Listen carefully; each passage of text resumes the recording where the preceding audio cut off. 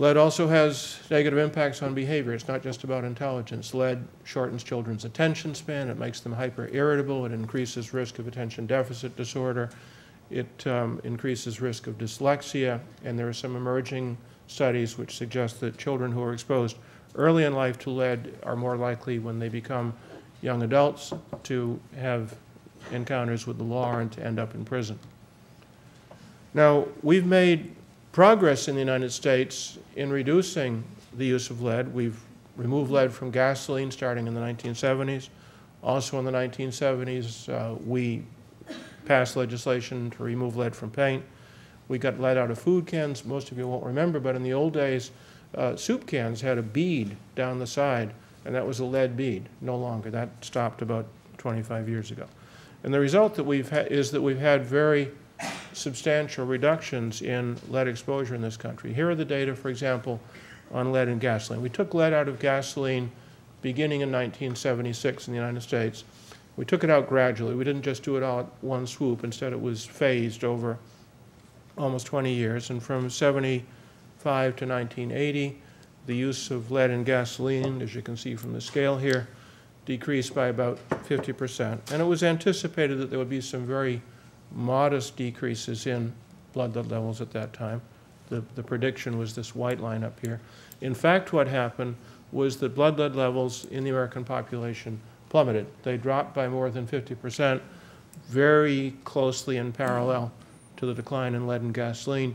You'll see up here in 1976, when this process started, the average blood lead level in the American population, all ages, was about 16 or 17 micrograms. In children, it was a bit higher. It was about 20 micrograms, a level that would make a pediatrician's hair stand on end today. And we got it down to about 9 or 10 micrograms by 1980. And then the trend continued and continued further, so that today the average blood lead level in American children is actually less than 2 micrograms. It's a tremendous triumph of public health. And what we've done is we've reduced the incidence of lead poisoning. We've reduced blood lead levels by more than 90% in American society. So that poses the question, if we've made so much progress against lead, why are we here today? Why are we worried? Well, first of all, lead is still very much present in our society. Just because we've got lead out of gasoline and out of new paint doesn't mean we've gotten it out of old paint. We still have something like 40 million homes in this country that have lead paint in them, and the greatest hazard is posed to kids, mostly urban, poor, minority children who live in deteriorated urban housing where that paint is chipping and flaking.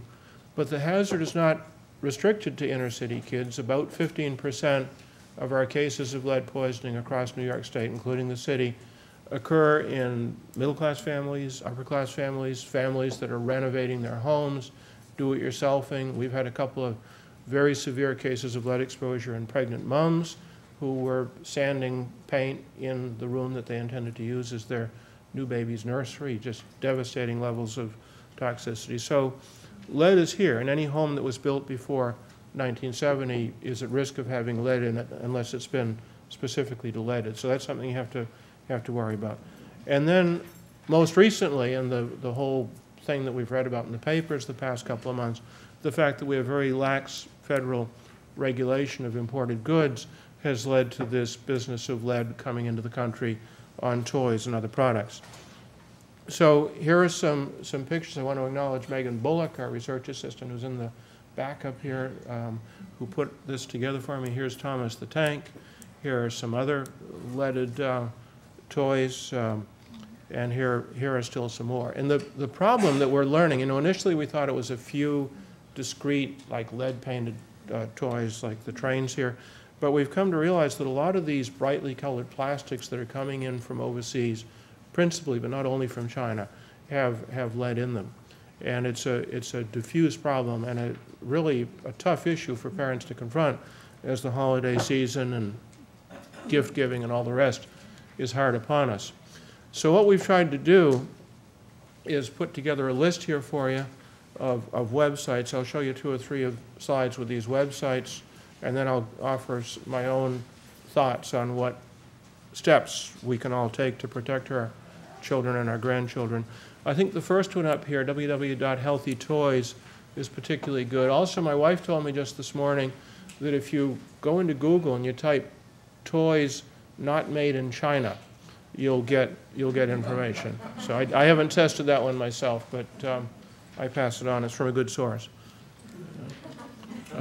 The New York City Health Department, who have at least one representative here this morning, have a good site. All of these will cross-reference each other, and if you go to Google, you can get them. And then, oops, sorry, and there's one more about recalled toys. Okay, so what are my recommendations? What steps can you take to protect your children? Well, I think the most important thing, and the fact that you're here this morning already means I'm preaching to the choir, is that you have to be an educated consumer. You have to check these websites before you go shopping. You are, after all, the CEO of your own home, and you need to shop intelligently. And my own recommendation, given all the uncertainty this year about brightly colored toys, is go with unpainted wooden toys, or go with sports equipment like soccer balls and baseball gloves, and just stay away from the brightly colored stuff until the situation clarifies itself. The problem is that these brightly colored toys are on the counters. They're not going to be recalled between now and Christmas. Merchants are stuck with them at this point. They're going to be trying to push them through. And the best thing you can do is just avoid the brightly colored stuff and go with the more traditional toys or the sports equipment. You also should get your children tested for lead. New York state law requires that every child be tested for lead around the age of 1 and again around the age of 2. Many pediatricians don't do that. They sort of look at the demographics of their patient population and sort of decide that it's not necessary, but in fact it is necessary. Lead is a silent toxin, and I encourage all of you who have kids or grandchildren to insist that your pediatrician do the lead test. Another thing you can do is, if you've got lead toys at home, or if you've got ceramic ware that may have come in from overseas that you're worried about lead, go to your hardware store and pick up one of these little kits. This is the one where it looks, the individual test things look like a cigarette. You break it open, some liquid comes out, the liquid goes on to the paint, and if the paint contains lead, it turns bright red within just a minute or two. It's very quick. Obviously, you don't want kids to get their hands on these things, but they're very effective. I'll put it up here so you can take a look at it. And the next point is act in your community. Act to keep lead out of your child's nursery school or out of your public school. Watch out for things in your community, and think about acting in the broader society. If we, the elders in American society, don't act, who is going to act? You know, somebody has to be an adult, and we have the responsibility.